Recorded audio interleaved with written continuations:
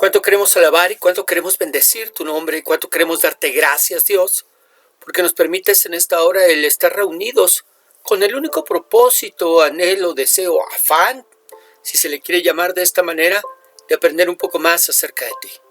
Sé tú abriendo nuestro entendimiento, Dios. Trae sabiduría a nuestro corazón. En el nombre de Jesús te lo pedimos. Amén. Muy bien, pluma, papel, lápiz y una actitud enseñable es lo que vamos a necesitar el día de hoy para aprender un poco más acerca de nuestro Señor. Semana número 5, Colosenses, capítulo 2, versos 16 al 23, que dice que nadie los descalifique. Así es como se llama nuestra enseñanza del día de hoy, que nadie los descalifique. Vamos a dar lectura a la misma. Colosenses 2:16, que dice: no dejen que nadie los critique por lo que comen o beben, o porque no celebran ciertas fiestas ni respetan los días de luna nueva o de descanso. Todo eso no era más que la sombra engañosa de lo que estaba por venir.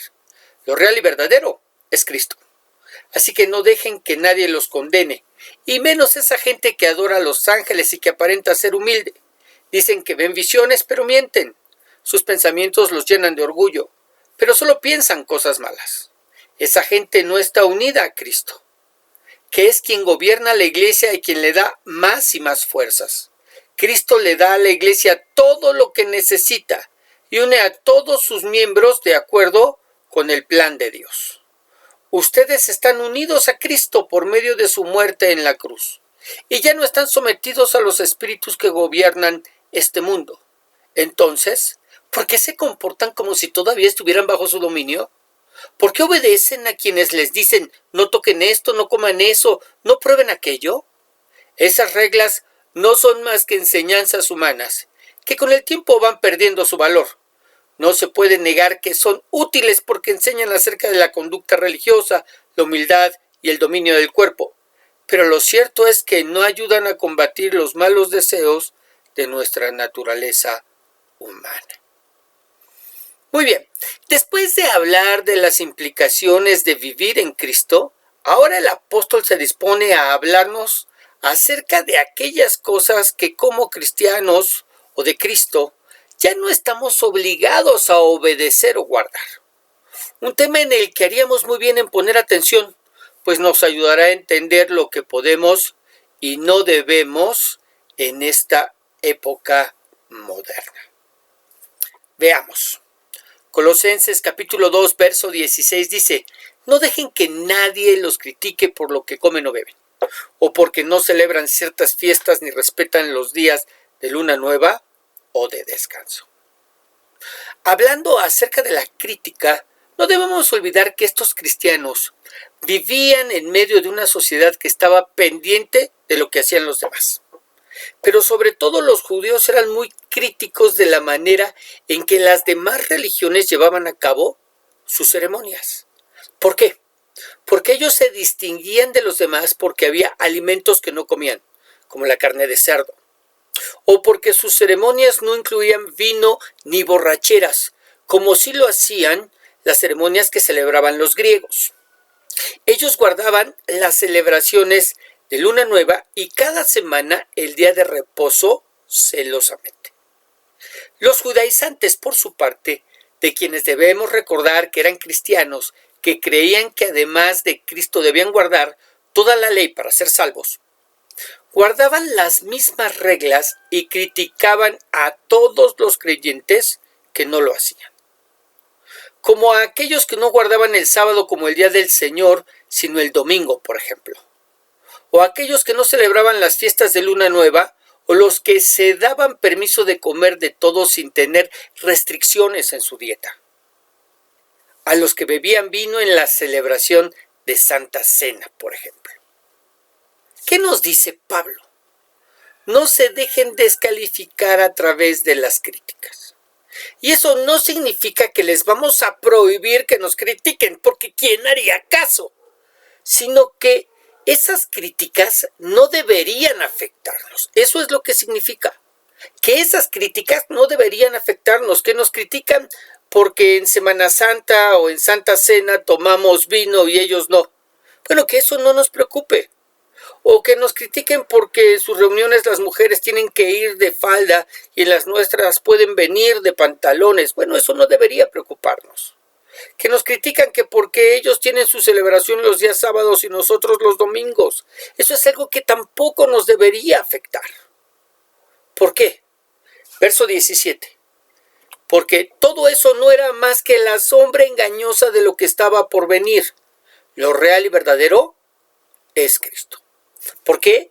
Porque los días de fiesta y de reposo, porque los sacrificios y los rituales celebrados, primero en el tabernáculo y después en el templo, porque las restricciones que había en cuanto a la comida y la bebida no eran otra cosa que sombra de lo que había de venir en Cristo.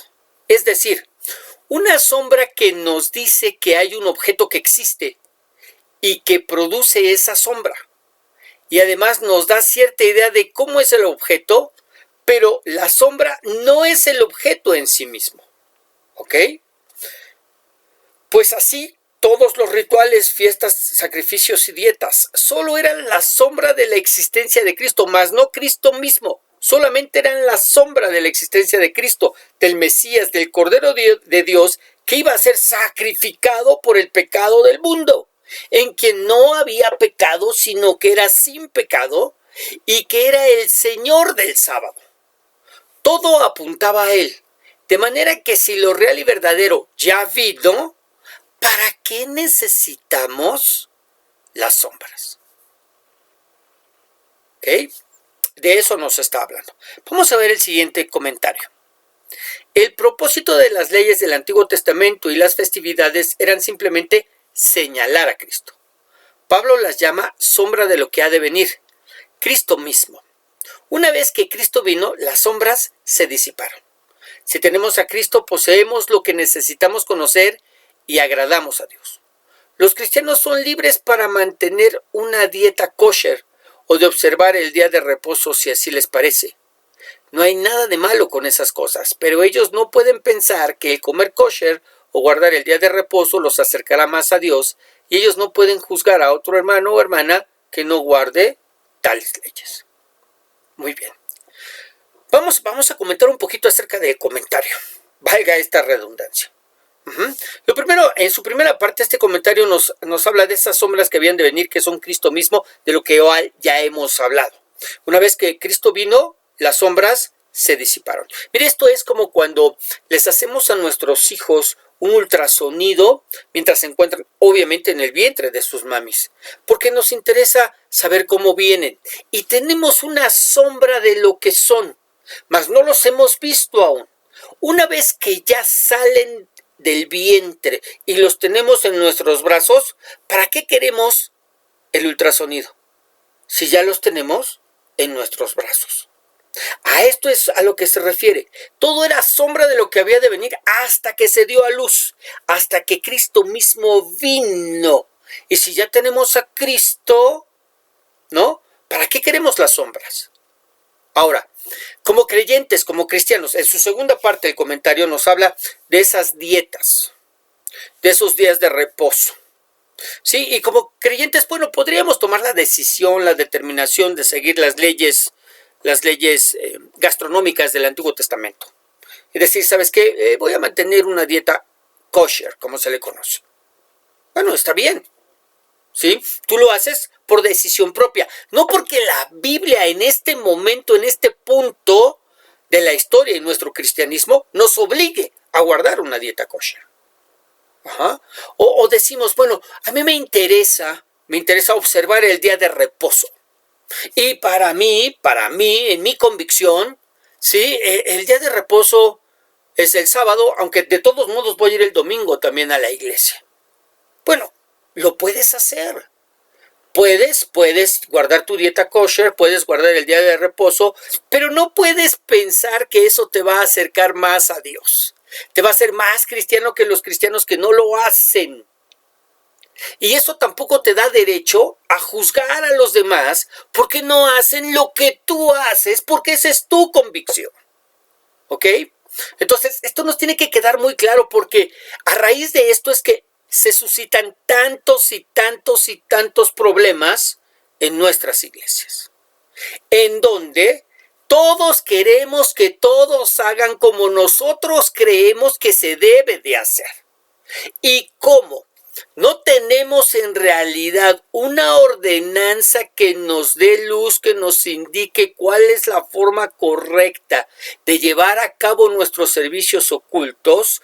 Cada iglesia, cada pastor, cada ministro, cada ministerio, cada organización tiene su forma de hacerlos. Hay quienes comienzan con una oración, hay quienes comienzan con la alabanza, hay quienes después dan lugar a los anuncios, después viene la predicación, después se recoge la ofrenda, después se despiden con un canto de alabanza. Hay quienes comienzan con la alabanza y después de la alabanza viene la predicación, después se dan los anuncios, se recoge la ofrenda y se despiden con una doxología. En fin, van cambiando el orden de cada uno de los servicios, de las formas en que adoramos a Cristo de acuerdo a nuestras convicciones, pero eso no nos da derecho a decir, es que esta es, porque no viene escrito. ¿Ok? Entonces, no nos da derecho a criticar a los demás. Eso es lo que nos está diciendo Pablo. No permitamos que las críticas nos afecten, pero también nosotros no critiquemos a los demás. Verso 18. Así que no dejen que nadie los condene, menos esa gente que adora a los ángeles y que aparenta ser humilde. Dicen que ven visiones, pero mienten. Sus pensamientos los llenan de orgullo, pero solo piensan cosas malas. ¿Ok? Muy bien. Ahora, ¿qué les pide el apóstol? Que no se dejen condenar. Y mira cómo es progresivo lo que estos hacen. Es lo que muchos de nosotros hacemos. Primero señalan. En segundo lugar, después de señalar, critican. Y en tercer lugar, terminan por condenar a aquellos que no hacen como ellos juzgan que se debería hacer. Algo que desgraciadamente es muy común en nuestro cristianismo, donde solemos señalar, y después del señalamiento viene la crítica, y después de la crítica solemos hasta condenar a aquellos que no hacen como nosotros creemos que deberían hacer.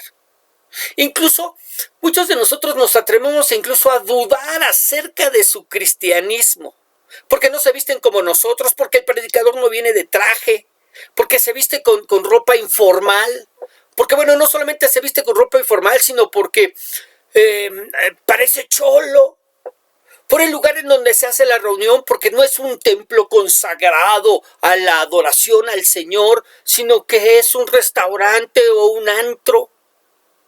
Ahora, ¿qué nos dice Pablo? No lo hagan. Más importante que el cómo es a quién. Más importante que el cómo lo hacemos es a quién lo hacemos.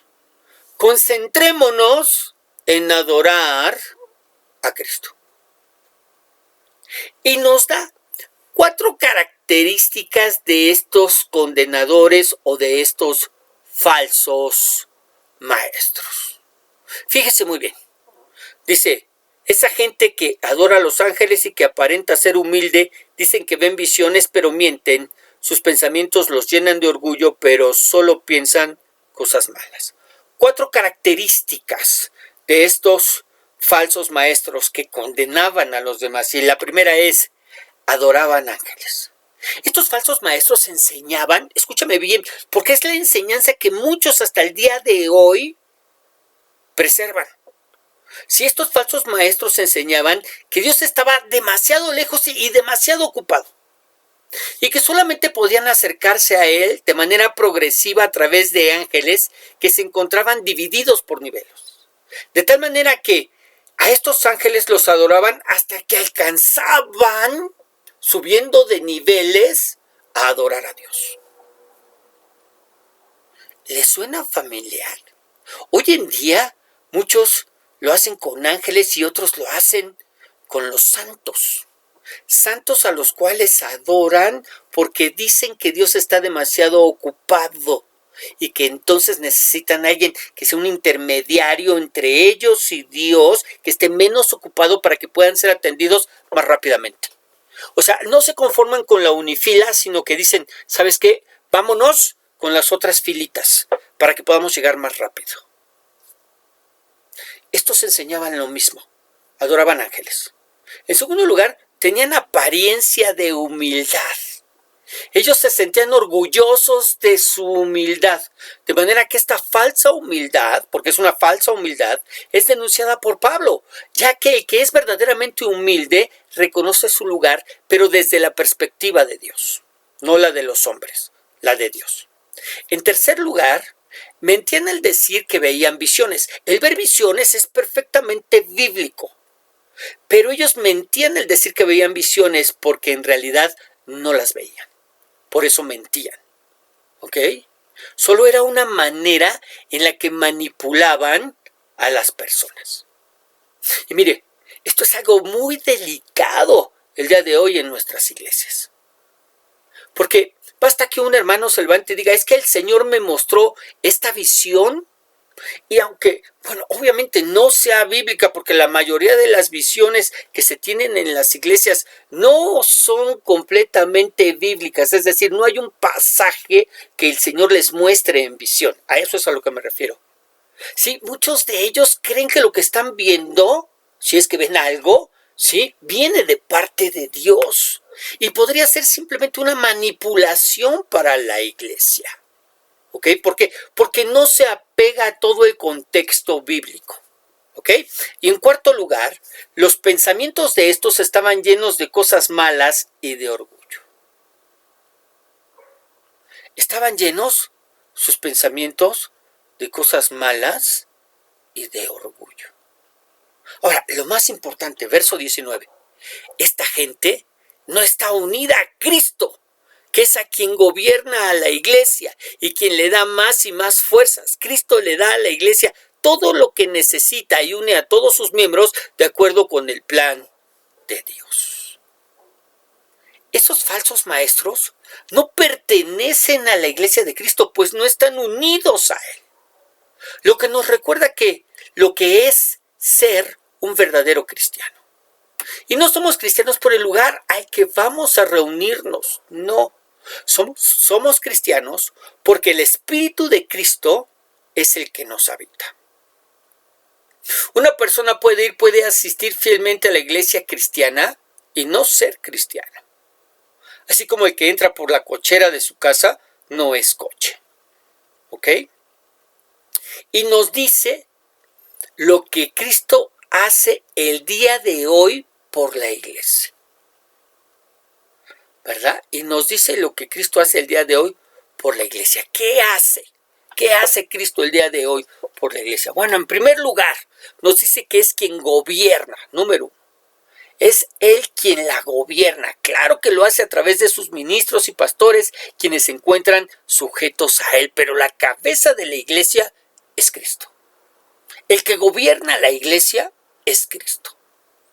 ¿Lo hace por medios humanos? Sí, porque todavía no tenemos esa capacidad espiritual de poder recibir una orden directa de parte de Dios o verla a través de las Escrituras. Entonces, necesitamos de estos ministros y pastores quienes se deben encontrar, en primer lugar, sujetos a Cristo, sujetos a Él. En segundo lugar, ¿sí? Es quien le da a la iglesia fuerzas, es decir, la fortalece en medio de la debilidad. Recordemos que en ese tiempo, como en todos los tiempos, la iglesia estaba siendo perseguida y se requería de la fortaleza que viene de lo alto para poder soportar la persecución, para poder soportar los ataques, los embates del enemigo, el cual viene y atenta en contra de la iglesia a través de personas, no necesariamente solamente a través de sus huestes espirituales de maldad que obran y operan en la vida de aquellos que permanecen sujetos a ellos, ¿ok? Y operan a través de ellos. Muy bien, en tercer lugar, dice, Cristo le da a la iglesia todo lo que necesita, es decir, provee de todo lo necesario. ¿Qué necesitamos como iglesia? Porque somos iglesia. Bueno, Dios suple todas esas necesidades en Cristo, de manera que podamos decir que en Él estamos completos. Y en cuarto lugar, nos une a todos, de acuerdo con el plan de Dios. Es decir, nos mantiene unidos sin importar que seamos tan diferentes unos de otros, con propósitos distintos, con ministerios diferentes, pero todos unidos, marchando conforme al plan de Dios. Y esto es algo que hace Cristo. ¿Ok? Vamos a ver el siguiente comentario. El problema fundamental con los falsos maestros radicaba en que no estaban relacionados con Cristo, la cabeza del cuerpo de los creyentes. Si lo hubieran estado, no habrían enseñado doctrinas falsas o vivido en forma inmoral. Cualquier persona que enseña acerca de Cristo sin haberse relacionado con Él por la fe, no es confiable. Muy bien. Enseña acerca de Cristo, pero no tiene relación con Cristo, pues obviamente no es confiable. Muy bien. Versos 20 y 21. Ustedes están unidos a Cristo por medio de su muerte en la cruz, y ya no están sometidos a los espíritus que gobiernan este mundo. Entonces, ¿por qué se comportan como si todavía estuvieran bajo su dominio? Porque obedecen a quienes les dicen no toquen esto, no coman eso, no prueben aquello. Ahora, en contraste con los falsos maestros, Pablo nos dice que nosotros sí nos encontramos unidos a Cristo. La pregunta es ¿cómo? ¿Cómo es que Cristo nos unió a Él? Bueno, lo hizo cuando depositamos nuestra fe en el perdón de pecados que vino a nuestras vidas a través de su sacrificio. Por eso dice, están unidos a Cristo por medio de su muerte en la cruz. ¿Okay? En el momento en que nosotros, ¿verdad?, aceptamos su perdón por el derramamiento de su sangre en la cruz, en ese momento quedamos unidos a Cristo. Nos dio de su espíritu y nos hizo miembros de su familia. Y desde ese momento, aquí nos lo dice, dejamos de estar sometidos a los demonios, es decir, a esos espíritus que gobiernan este mundo. No dice que gobernaban, dice que gobiernan. Es decir, son espíritus que siguen gobernando este mundo. Bueno, a esos ya no nos encontramos sometidos. ¿Desde qué momento? Desde el momento en que nos sometimos a Cristo. Nadie puede tener dos señores, lo dijo el Señor. Nadie puede servir a dos señores, porque ama a uno y aborrece a otro. Entonces no podemos servir a Cristo y a los demonios. En el momento en que le entregamos nuestra vida a Cristo, les dimos la espalda a los demonios, a los espíritus que gobiernan este mundo. Pero esto quiere decir que sin darnos cuenta, nosotros en algún tiempo estábamos sometidos a ellos. La pregunta es ¿cómo? ¿Cómo es que nos encontrábamos sometidos a esos demonios? Bueno, aquí se nos dice que al obedecerles, dice, entonces, ¿por qué se comportan como si todavía estuvieran bajo su dominio? ¿Cómo? ¿Por qué obedecen? ¿Por qué obedecen a quienes les dicen no toquen, no coman, no prueben? ¿De qué manera nos encontrábamos sometidos o cómo manifestábamos ese sometimiento? Al obedecerles, al seguir la corriente de este mundo que dominan. Cuando es más importante y hacemos más caso a lo que otros nos dicen que a lo que Cristo mismo nos manda. Cuando escuchamos a un cristiano decir, bueno, eso es lo que la Biblia dice, pero yo creo que... En ese momento nos estamos sometiendo al dominio de esas fuerzas. ¡Qué tremendo!, ¿no es cierto? ¡Qué tremendo! Porque a veces nos preguntamos, bueno, pero ¿cómo es que yo puedo estar bajo el dominio de esas fuerzas? Porque yo no me sentía dominado por los demonios o por los espíritus que gobiernan este mundo. Bueno, lo eras cuando obedecías a la corriente de este siglo. Cuando tu manera de pensar se conforma a la manera de pensar de este mundo. Cuando tu obediencia es rendida a este mundo, a la corriente de este mundo, a lo que los demás piensan. Entonces, si lo miramos así, Yo manifiesto que estoy sometido a Cristo, no solamente porque digo que estoy sometido a Cristo, sino cuando obedezco a Cristo. Mi obediencia es prueba de mi sometimiento a Cristo. Así que a quien estás obedeciendo es a quien te estás sometiendo. Ahora lo formulo de manera de pregunta o a manera de pregunta. ¿A quién te estás sometiendo? Eso lo podemos mirar a través de tu obediencia. Y el creyente al que se le pide opinión acerca de esos temas que son a veces difíciles de tratar en medio de los paganos. ¿Ok? Y cuando a un cristiano se le pregunta qué es lo que piensa acerca del movimiento gay, de ese movimiento pluricultural, ¿no? Que está queriendo alcanzar, ¿no? Como su nombre lo indica, a todas las culturas, para que de esa manera podamos entender que todos somos uno mismo y que no tenemos por qué discriminar y por qué hacer menos o atentar en contra de aquellos que han decidido que su identidad de género ellos la pueden decidir o determinar y no por cómo nacieron. ¿Qué es lo que piensas como creyente acerca de eso? Ahora, si tú dices, bueno, si me lo preguntas como cristiano, mi postura es la de la Biblia. Y la Biblia dice que son aborrecidos delante de Dios. Pero yo creo que entonces ahí es donde te estás sometiendo al dominio de estas fuerzas. Porque ahora que estamos unidos a Cristo y formamos no solamente parte de su familia, escúchame bien, ahora que estamos unidos a Cristo y formamos no solamente parte de su familia, sino que somos parte de su cuerpo, ¿deberíamos tener una opinión distinta a la suya? Piénsalo, por favor. Soy parte del cuerpo de Cristo, soy parte de la familia de Dios. ¿Mi opinión debería ser diferente a la de mi familia, la del padre de familia? ¿Mi opinión debería ser distinta a la de la cabeza del cuerpo? Piénsalo. Porque hasta donde yo entiendo, mi cuerpo se somete a la opinión y manera de pensar de mi cabeza.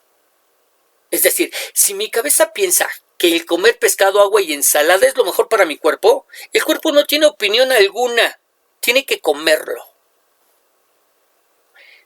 Entonces, la pregunta es, ¿por qué seguimos pensando que podemos tener una opinión contraria a la de Cristo? Versos 22 y 23, en lo que piensas en ello. Esas reglas no son más que enseñanzas humanas que con el tiempo van perdiendo su valor. No se puede negar que son útiles porque enseñan acerca de la conducta religiosa, la humildad y el dominio propio. Pero lo cierto es que no ayudan a combatir los malos deseos de nuestra naturaleza humana. Ok. ¿Qué son esas reglas que nos hablan de no toques, no comas, no pruebes? Que es la parte final del verso anterior, ¿verdad? No toques esto, no pruebes eso, no te acerques a aquello, que son las reglas. Son, nos dice Pablo, enseñanzas humanas que con el tiempo se van perdiendo. Ahora piénselo. Piénselo porque eso es algo que podemos ver fácilmente a través de la historia. Mire, en la década de los 50 estaba prohibidísimo por la iglesia escuchar y más aún bailar rock and roll. Algo que, pues nosotros somos testigos que con el tiempo dejó de tener vigencia. ¿Ok?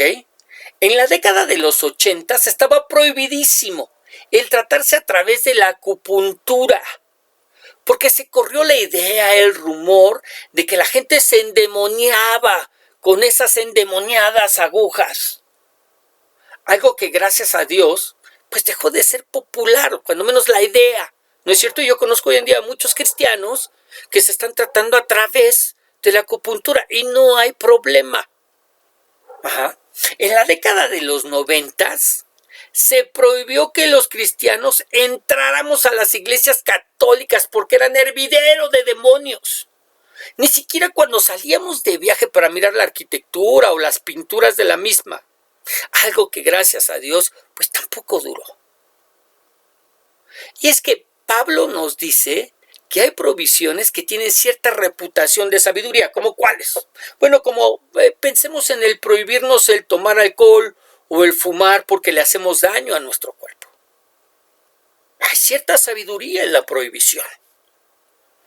Pero que con todo y las prohibiciones, no hacemos que los malos deseos dejen de existir en nosotros. Dice, pero lo cierto es que no ayudan a combatir los malos deseos de nuestra naturaleza humana. Es decir, por más prohibiciones que nosotros tengamos, eso no hace que se nos quiten las ganas de pecar. Y es que algo que nosotros tenemos que recordar con relación a los malos deseos es que mientras estemos en este cuerpo no redimido aún, siempre batallaremos, siempre. Y es el Espíritu Santo el que nos ayuda para poder reprimir esos malos deseos y no llevarlos a cabo. No es el que una iglesia o un pastor nos lo prohíba, sino es la presencia del Espíritu Santo en nuestras vidas la que nos ayuda y nos ayudará hasta que Cristo venga para que podamos reprimir esos malos deseos. ¿Ok? Así que no importa cuántas prohibiciones pongamos en la iglesia, eso no quiere decir que vamos a hacer que los malos deseos dejen de estar en las vidas de nuestros hermanos. ¿Qué es entonces lo que necesitamos? Enseñar esto. Y enseñar esa necesidad de acercarnos a Dios, de acercarnos a Cristo a través de la oración, a través de la palabra, para recibir de la fortaleza, la guía, la dirección, para que la presencia del Espíritu sea la que domine en nuestras vidas y podamos encontrar de Él la fortaleza para reprimir esos malos deseos. Podemos poner nuestros letreros de se prohíbe fumar y tomar bebidas alcohólicas en este lugar. Y la gente dejará de hacerlo en ese lugar. Realmente no tenemos un letrero de estos en nuestras iglesias. Mal haríamos en tener la necesidad de ponerlos, pero sin tener el letrero la gente sabe que ahí no puede fumar, que ahí no debe tomar, que ahí no debe chismear, que ahí no debe codiciar, que ahí no debe comportarse mal, que ahí debe ir vestido de manera decorosa. La gente lo sabe, pero saliendo de ahí, y ahí está el detalle. Por eso es necesaria la presencia del Espíritu Santo en nuestras vidas que nos ayude a reprimir esos deseos. Malos deseos que, como ya vimos, no son combatidos a través de la prohibición. No son combatidos a través de la prohibición. ¿Ok? Sí. Enseñan un poquito acerca de conducta religiosa. Cómo deberíamos conducirnos los que somos religiosos. Un poquito acerca de humildad. Un poquito acerca del dominio del cuerpo. De que el cuerpo no me manda a mí, sino yo domino sobre él. Sí, un poquito. Pero no combate los malos deseos. Eso solamente con la ayuda del Espíritu Santo podemos reprimirlos,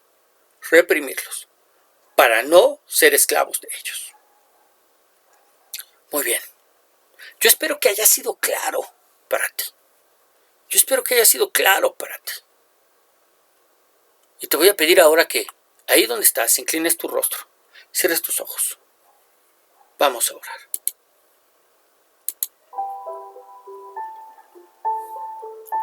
Señor Dios y Padre Celestial,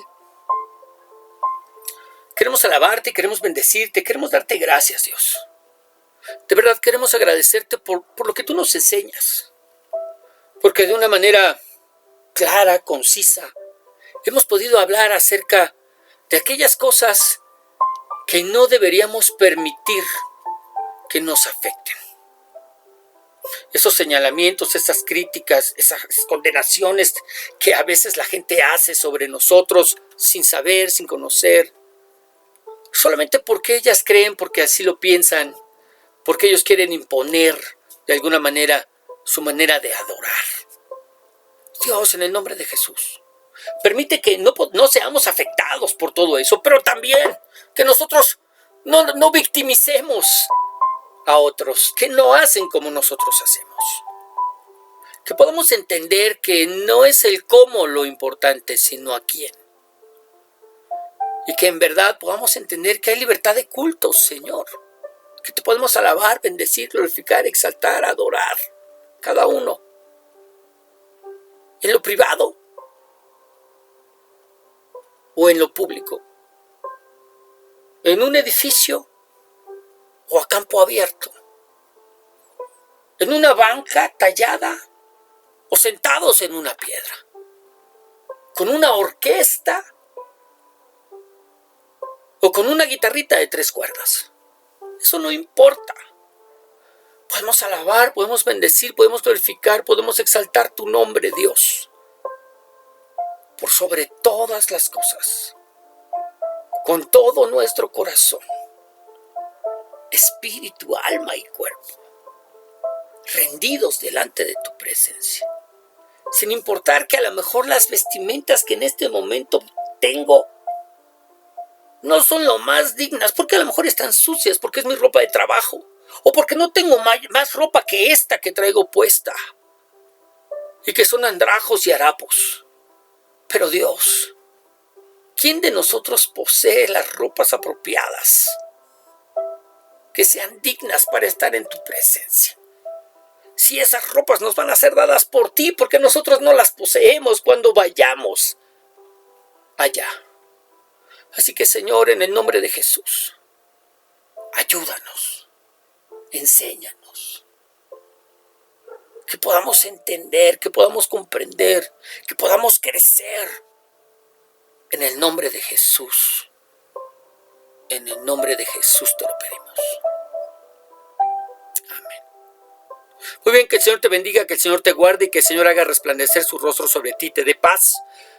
Rápidamente, solamente te recuerdo que nos escuchamos todos los lunes a través de nuestro estudio. Todos los días nos escuchamos a través de un devocional y los días domingo tenemos una pequeña reflexión. Que el Señor siga bendiciendo en sobremanera tu vida. Bendiciones.